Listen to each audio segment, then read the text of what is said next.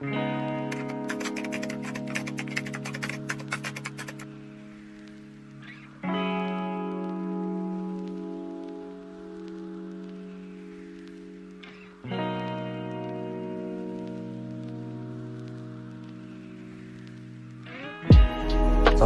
teman-teman.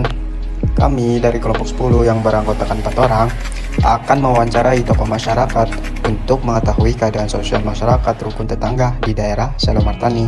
Kami menentukan RT 1 Dusun Salakan sebagai sumber informasi. Berikut Gapura Tengah sebagai akses menuju kediaman tokoh masyarakat Dusun Salakan. Ini adalah cuplikan teman kami yang ditunjuk sebagai presenter wawancara. Sedangkan 2 anggota lainnya termasuk saya bertugas sebagai informan, media komunikasi, dan narator. Sekarang kita beralih ke sesi wawancara. Assalamualaikum warahmatullahi wabarakatuh. Kami dari kelompok 10 ingin mewawancarai Pak Faisal selaku Ketua RT 1 Dusun Salakan. Apakah di desa ini terdapat aturan tertulis tentang aktivitas warga di sini? Kalau tertulisnya benar-benar tertulis itu sebenarnya nggak ada ya. Misalnya aturan gotong royong kayak gitu, itu nggak ada. Tapi memang ini sedang proses ya. Jadi kemarin waktu saya dipilih itu salah satu PR-nya buat ini sih, ada ART buat RT. Itu kan di sini belum ada. Karena nggak ada ya tadi, jadi bagaimana cara mengatur agar kehidupan kampung ini berjalan dengan baik dan tentram? Sebenarnya kan ada aturan sosial gitu ya. Di masalah pertama misalkan masalah perkumpulan bapak-bapak, ibu-ibu. Kalau bapak-bapak malam Sabtu Legi gitu ya kan 35 hari. Ibu-ibu hari Minggu itu juga masalah. Terus masalah gotong royong dan lain-lain itu ya memang aturannya nggak tertulis ya sebenarnya. Udah berjalan dari dulu aja. Kalau memang ada hal-hal baru misalkan yang memang belum pernah dibahas di musyawarah, tapi memang kita nggak ada dokumentasi tertulis gitu, cuma notulen di rapat aja. Apa terdapat acara rutinan yang dilaksanakan di kampung ini? Kalau rutinan ya, kalau RT ya itu dulu misalnya yaitu kumpulan bapak-bapak, ibu-ibu itu terpisah. Lalu kalau habis rapat bapak-bapak itu biasanya nanti kita ada kesepakatan untuk gotong royong. Istilahnya kalau di sini ya sepasar gitu ya, 35 hari sekali. Terus misalnya kalau Ramadan kalau di kampung itu ada buka bersama. Jadi ada satu masjid di situ, nanti buka bersama tiap minggu. Lalu ada pengajian juga. Tiap pasaran ya hitungannya pasaran. Apa tujuan diadakan acara rutinan tersebut? Ya kumpul sosial aja, maksudnya antara satu warga dan warga yang lain juga supaya lebih dekat, lebih kenal itu utamanya itu sih. Harapannya juga saling membantu aja. Misalnya ada keperluan pribadi ya, misalnya ada orang meninggal atau orang sakit, itu kan juga yang menolong juga kanan kirinya juga. Apa saja masalah yang pernah dihadapi di dusun ini? Kalau Idul Fitri yang ada yang main petasan, ada yang nggak berkenan, itu misalnya ada yang lapor kayak gitu. Masalah yang lain mungkin ya masalah kecil-kecil sosial gitu. Kalau kemarin ini misalnya ada yang usul mau main bareng satu RT gitu, ini kan idenya gitu, ada keinginan kayak gitu ya, kita sebagai RT cuma koordinat aja, cari solusi bareng-bareng sih saya pribadi ya sebagai RT itu cuma memfasilitasi warga aja, nggak bisa langsung menentukan kalau ada yang satu orang yang pengen main bareng terus oke, kita berangkat, tapi kan mungkin ada beberapa orang yang nggak tertarik juga kayak gitu sih. Saya cuma koordinat, nanti nangkep kira-kira si A pengennya apa, si B pengennya apa, ya udah kita berusaha untuk akomodir semua. Tetap musyawarah. Iya. Kalau agama yang dianut di kampung ini ada berapa? Kalau kampung ada yang Kristen, ada yang Islam, tapi kalau RT saya ini ya semuanya Muslim. Jadi rasa toleransinya masih terjaga? Alhamdulillah masih terjaga sih, terutama kalau di RT 1 mas Muslim semua, tapi kalau di RT sebelah ada yang non juga ya nggak masalah sih, selama ini juga nggak masalah. Selanjutnya bagaimana peran Bapak dalam membangun gotong royong antar warga? Karena sebenarnya saya walaupun RT jadi termasuk yang paling muda juga di sini gitu ya. Sebenarnya saya lebih prefernya ini sih ngajak ya, bukan kadang kan ada tipenya yang pemerintah gitu ya, tapi saya lebih senang ngajak dan kira-kira nek misalnya memang butuh gotong royong ya saya tawarkan gitu, kira-kira mau gotong royong enggak ya, lalu kegiatannya perlunya apa. Nah, nanti kan dari warga sendiri kan kalau ada kebutuhan mesti menyampaikan, dari kebutuhan itu baru kita ajak balik gitu, oh ternyata warga punya kebutuhan ini, ya udah kita anu bareng-bareng gitu.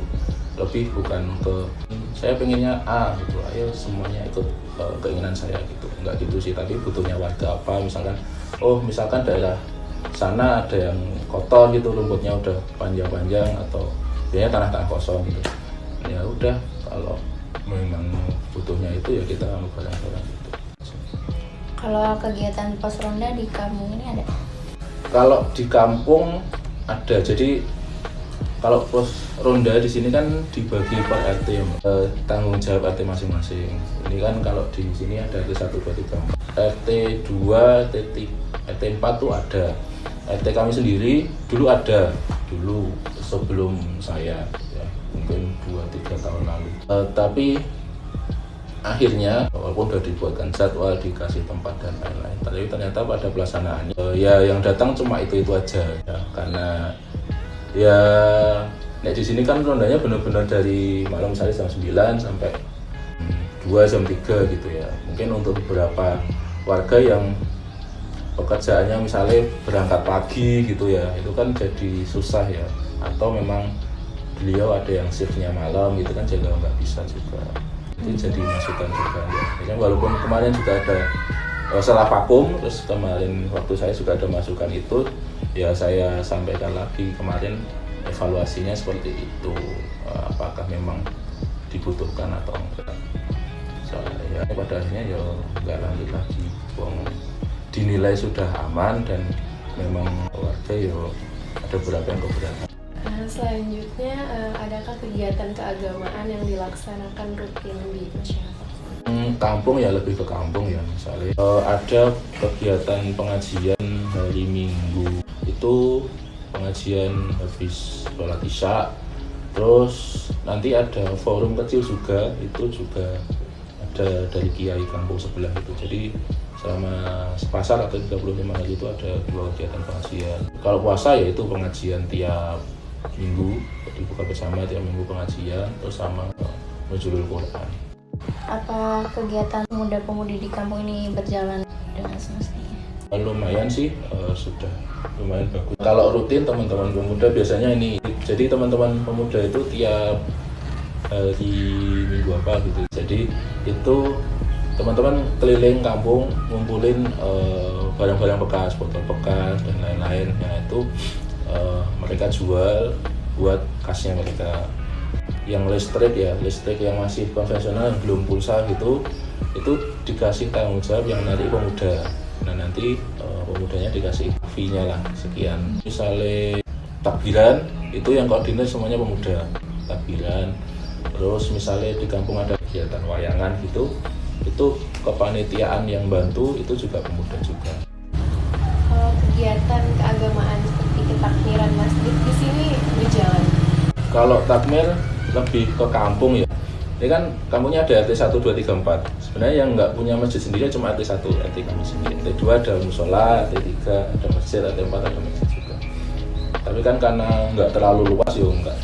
Kalau takmir itu memang terdiri dari beberapa warga RT. Jadi takmiran di masjid sebelah itu ada pembinaannya dari mana, terus bendahara dan lain-lain itu memang antar RT, nggak cuma di bidang satu RT.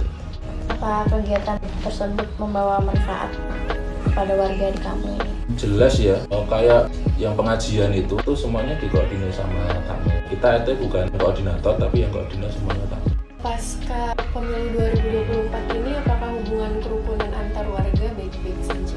Aman aja sih di tempat kami, karena ya rahasia umum sih. Jadi kalau di sini memang ada semacam kesepakatan gitu ya, untuk mengajukan satu calon. Jadi emang nggak ada masalah. Toh pun ada yang memilih yang lain, itu juga nggak masalah juga sih. Bagaimana harapan Bapak terhadap anak-anak muda saat ini? Muda insya Allah udah berjalan bagus ya, tapi mungkin beda concernnya ya. Kalau pemuda saya juga dilihat, kalau kegiatannya memang kegiatan yang senang-senang gitu buat pemuda. Itu memang pemudanya banyak yang ikut, banyak yang kontribusi. Tapi untuk kegiatan semisal kayak keagamaan, pemuda cuma yang tertentu aja gitu. Harapannya ke depan jadi bisa lebih concern juga di masalah keagamaan. Jadi ke situ, di sisi keagamaannya lebih banyak yang kontribusi di situ. Segitu saja wawancara dari kami. Terima kasih ya Pak udah berkenan diwawancarai. Sekian dari kami kelompok 10. Wassalamualaikum warahmatullahi wabarakatuh.